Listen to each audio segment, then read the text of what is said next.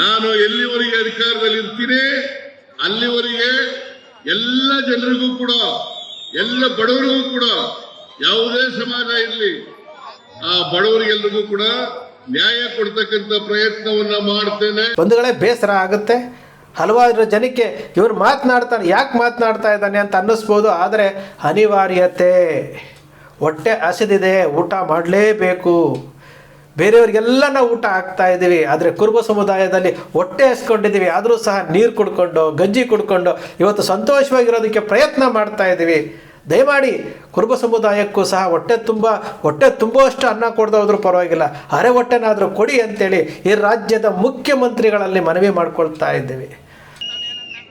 ಉದ್ಯೋಗದಲ್ಲಿ ಸಮಾನತೆ, ಶಿಕ್ಷಣದಲ್ಲಿ ಸಮಾನತೆ, ಆರ್ಥಿಕವಾಗಿ ಸಮಾನತೆ, ರಾಜಕೀಯವಾಗಿ ಸಮಾನತೆ, ಇದು ಬರದೇ ಹೋದರೆ ಸಮಾಜವನ್ನು ನಿರ್ಮಾಣ ಮಾಡಲಿಕ್ಕೆ ಸಾಧ್ಯನೇ ಆಗಲ್ಲ. ಇನ್ನು ಹೇಳ್ತಲೇ ಇರಬೇಕಾಗುತ್ತೆ.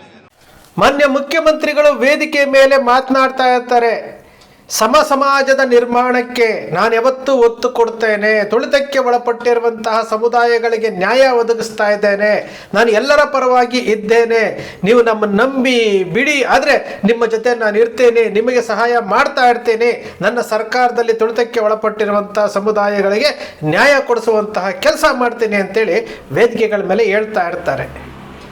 ಅದೇ ಹಿಂದುಳಿದ ವರ್ಗದ 2A ನಲ್ಲಿರುವಂತಹ ಒಂದು ಕುರುಬ ಸಮುದಾಯ ಅಂತ ಒಂದಿದೆ. ಆ ಸಮುದಾಯದಲ್ಲಿ ನಾನೂ ಸಹ ಪ್ರತಿನಿಧಿಸ್ತಾ ಇದ್ದೇನೆ, ಆ ಸಮುದಾಯದಿಂದ ನಾನು ಬಂದಿದ್ದೇನೆ ಎಂಬುದನ್ನು ನಮ್ಮ ಮುಖ್ಯಮಂತ್ರಿಗಳು ಮರ್ತಂಗಿದೆ. ಈ ಸಮುದಾಯವೂ ಸಹ ತುಳಿತಕ್ಕೆ ಒಳಪಟ್ಟಿದೆ.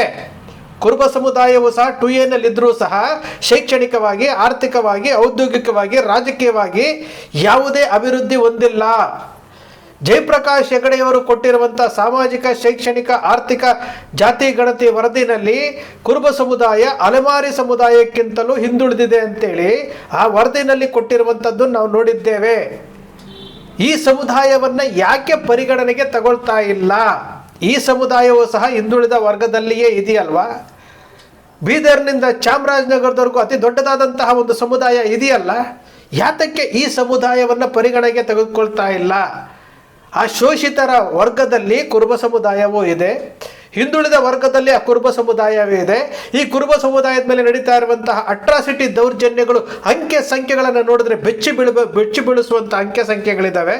ಯಾತಕ್ಕೆ ಈ ಸಮುದಾಯಕ್ಕೆ ಯಾವುದೇ ರೀತಿಯಾದಂತಹ ನೆರವು ಸಿಗ್ತಾ ಇಲ್ಲ? ನಾವು ಪದೇ ಪದೇ ಕೇಳ್ತಾ ಇದ್ದೇವೆ.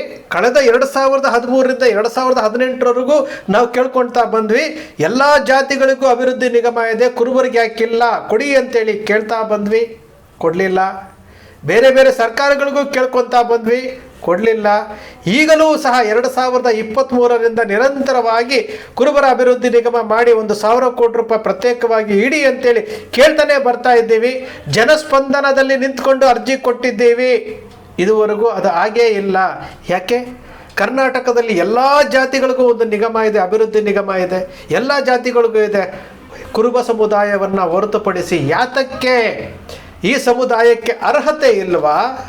ಈ ಸಮುದಾಯಕ್ಕೆ ಯಾವುದೇ ಕೇಳುವಂಥ ಅರ್ಹತೆ ಇಲ್ವಾ? ಸಂವಿಧಾನ ಕೊಟ್ಟಿರುವಂಥ ಹಕ್ಕನ್ನು ನಾವು ಕೇಳ್ತಾ ಇದ್ದೀವಲ್ಲ, ಯಾತಕ್ಕೆ ಕೊಡ್ತಾ ಇಲ್ಲ? ಈ ಸಮುದಾಯದ ಕುರಿಗಾರರ ಮೇಲೆ, ಕುರಿಗಾರರು ಬರೀ ಕುರುಬರಲ್ಲಿ ಮಾತ್ರ ಇಲ್ಲ, ಎಲ್ಲ ಸಮುದಾಯದಲ್ಲಿ ಇವತ್ತು ಕುರಿಗಾಹಿಗಳಿದ್ದಾರೆ.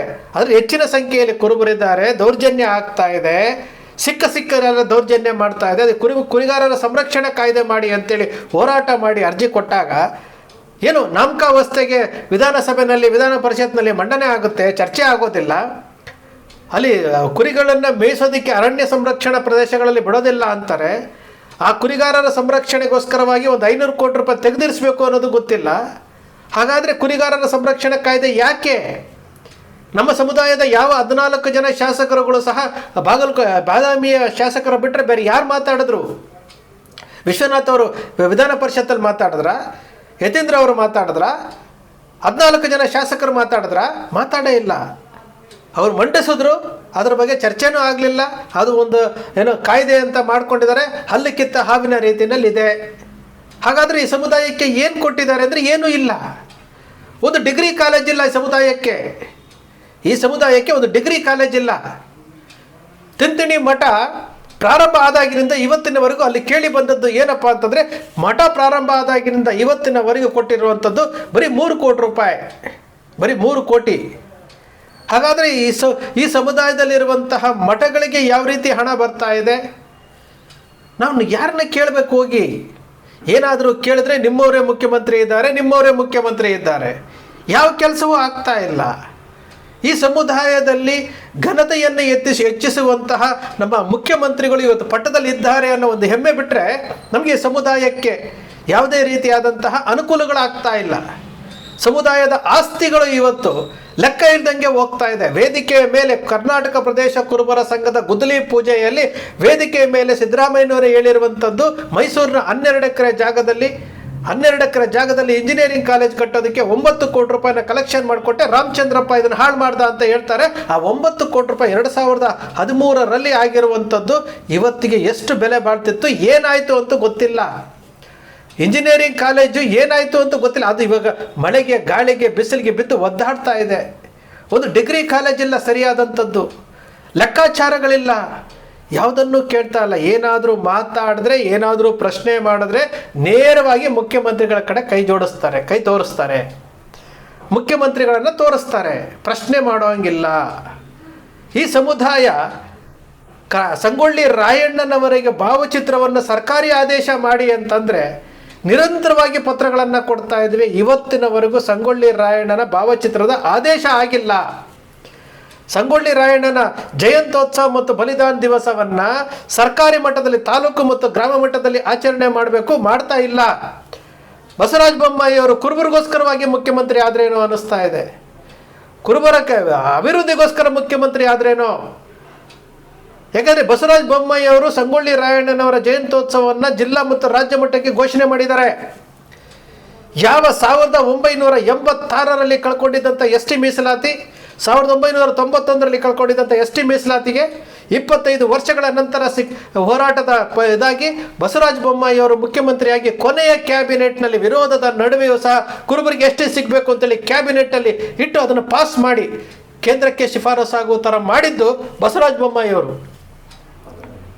ಅಂಥವರನ್ನು ನಾವು ಶಿಗ್ಗಾವಿನಲ್ಲಿ ನಮ್ಮ ಸಮುದಾಯ ಸಾಲಿಡಾಗಿ ಓಟ್ ಹಾಕಬೇಕಾಗಿತ್ತು.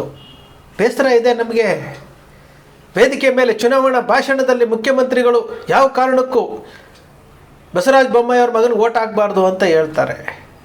ನಮಗೆ ಅವರು ಉಪಕಾರ ಮಾಡಿದಾರಲ್ಲ, ಉಪಕಾರವನ್ನು ನಾವು ನೆನೆಸ್ಕೊಳ್ಬೇಕಲ್ಲ. ನಾವು ಯಾರ ಹತ್ರ ಹೋಗಿ ಕೇಳಬೇಕು?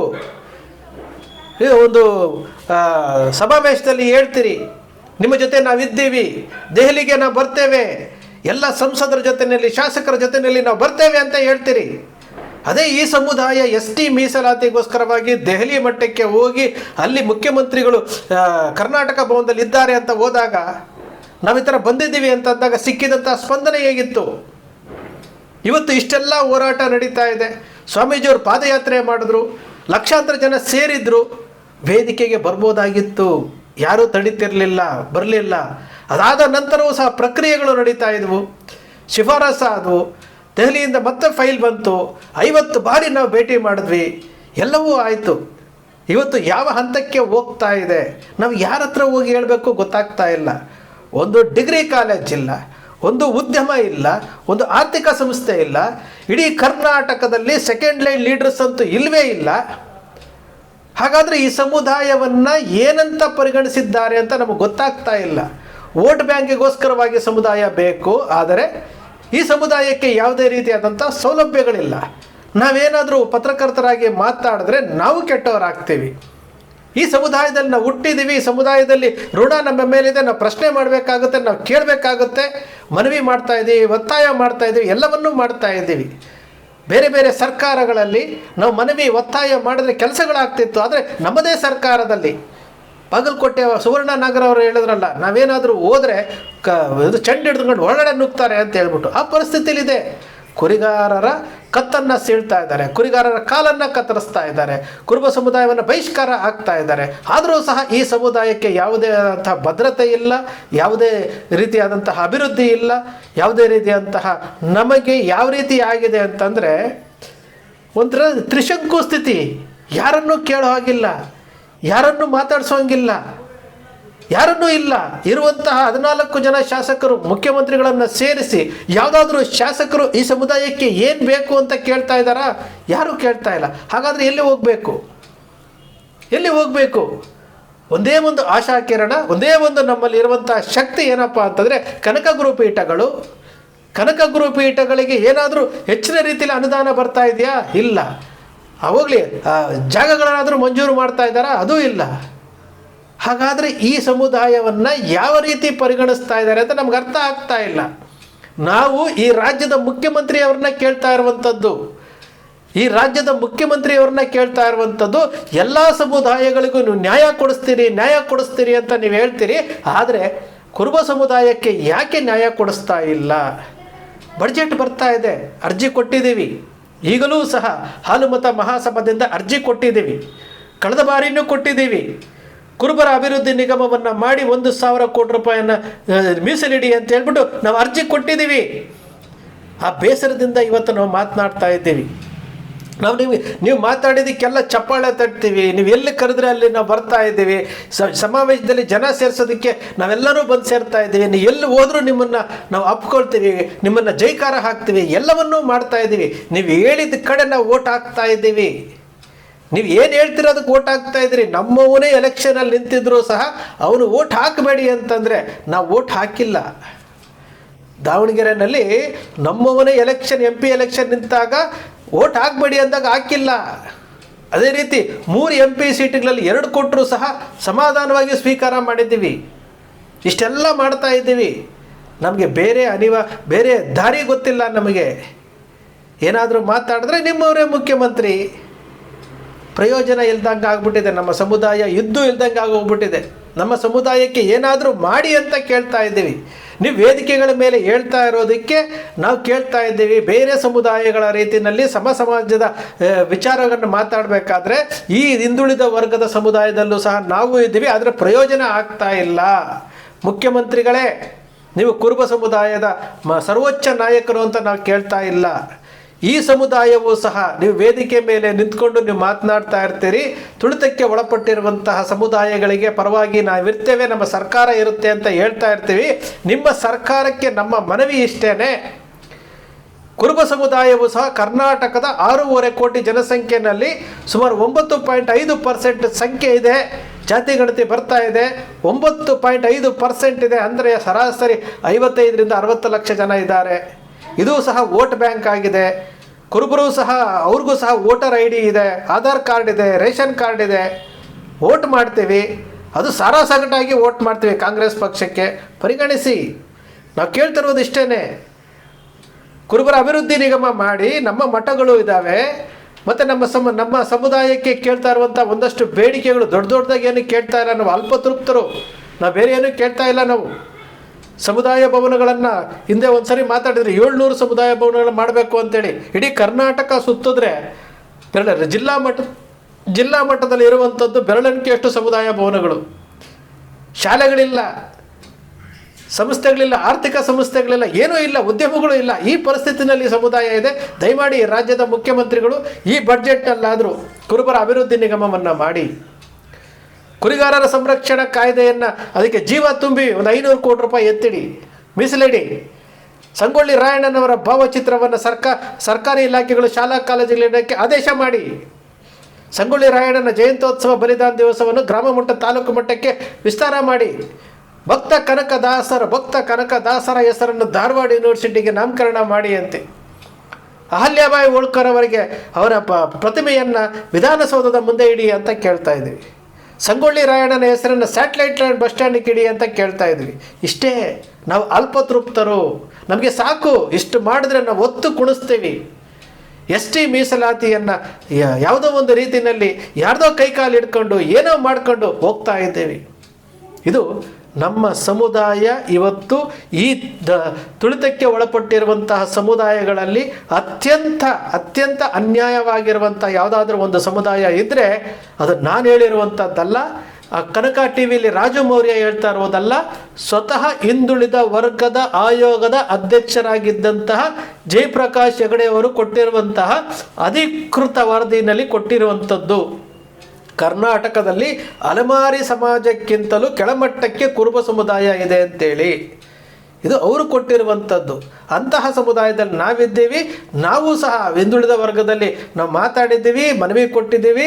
ಅಟ್ರಾಸಿಟಿ ದೌರ್ಜನ್ಯದಿಂದ ಮುಕ್ತಿಗೊಳಿಸಿ ಅಂತೇಳಿ ಮುಖ್ಯಮಂತ್ರಿಗಳಿಗೆ ಹಲವಾರು ಬಾರಿ ನಾವು ಮನವಿಯನ್ನು ಕೊಟ್ಟಿದ್ದೀರಿ. ಆದರೆ ಯಾವುದೂ ಆಗ್ತಾ ಇಲ್ಲ. ಬಂಧುಗಳೇ, ಬೇಸರ ಆಗುತ್ತೆ. ಹಲವಾರು ಜನಕ್ಕೆ ಇವರು ಯಾಕೆ ಮಾತನಾಡ್ತಾ ಇದ್ದಾನೆ ಅಂತ ಅನ್ನಿಸ್ಬೋದು. ಆದರೆ ಅನಿವಾರ್ಯತೆ, ಹೊಟ್ಟೆ ಹಸಿದಿದೆ, ಊಟ ಮಾಡಲೇಬೇಕು.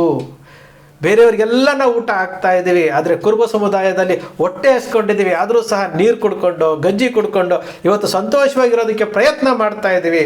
ದಯಮಾಡಿ ಕುರುಬ ಸಮುದಾಯಕ್ಕೂ ಸಹ ಹೊಟ್ಟೆ ತುಂಬುವಷ್ಟು ಅನ್ನ ಕೊಡದೆ ಹೋದ್ರೂ ಪರವಾಗಿಲ್ಲ, ಅರೆ ಹೊಟ್ಟೆನಾದರೂ ಕೊಡಿ ಅಂತೇಳಿ ಈ ರಾಜ್ಯದ ಮುಖ್ಯಮಂತ್ರಿಗಳಲ್ಲಿ ಮನವಿ ಮಾಡ್ಕೊಳ್ತಾ ಇದ್ದೀವಿ.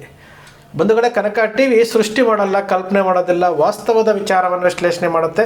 ಕನಕ ಟಿವಿಯ ವಿಶ್ಲೇಷಣೆ ನಿಮ್ಗೆ ಇಷ್ಟ ಆಯಿತು ಅಂದರೆ ಸಬ್ಸ್ಕ್ರೈಬ್ ಆಗಲಿಲ್ಲ ಅಂದರೆ ಸಬ್ಸ್ಕ್ರೈಬ್ ಮಾಡ್ಕೊಳ್ಳಿ. ಪಕ್ಕದಲ್ಲಿ ಕಾಣುವಂಥ ಬೆಲ್ ಐಕಾನ್ ಪ್ರೆಸ್ ಮಾಡಿ, ಶೇರ್ ಮಾಡಿ, ಪ್ರೋತ್ಸಾಹ ನೀಡಿ.